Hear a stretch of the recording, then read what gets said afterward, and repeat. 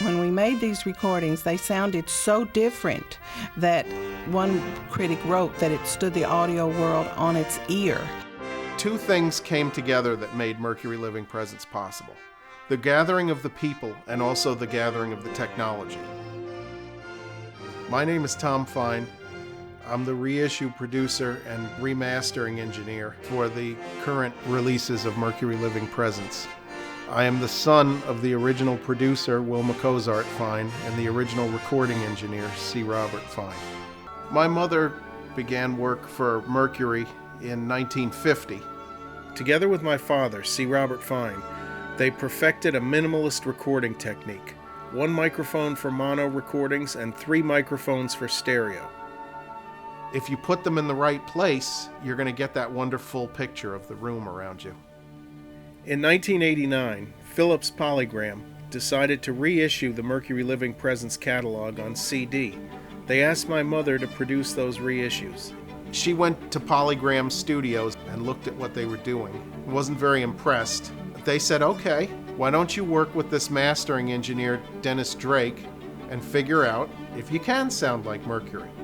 We listened to a lot of converters. She would always say, that sounds like cardboard. That was one of her big problems with some of the converters. Then Philips had been working with dCS, with this company in England, dCS, to make a different kind of analog to digital converter, which was the dCS 900.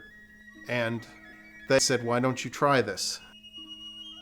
And we were really looking for the depth that you get in analog, the wide sound stage, the nuances. We did some comparisons on the dCS. Woman looks at me and says, that's a better bowl of soup. It's like Dennis said, as soon as they tried it out, they were like, oh, all right, yeah, this is now we can do this. You listen to someone demonstrating it and the difference was just remarkable.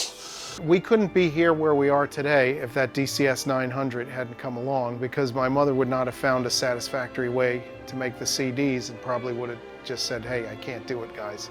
Sorry, and gone back to selling real estate. Wilma felt it was very important that we reference the LPs because this is what the listening audience used as their reference. And we wanted to make sure that what we were doing encompassed at least the sound of the LPs, if not better.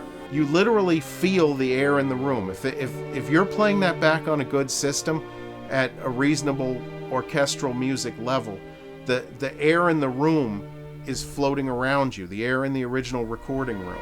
She created a catalog that even today has not been matched, disc for disc, performance for performance.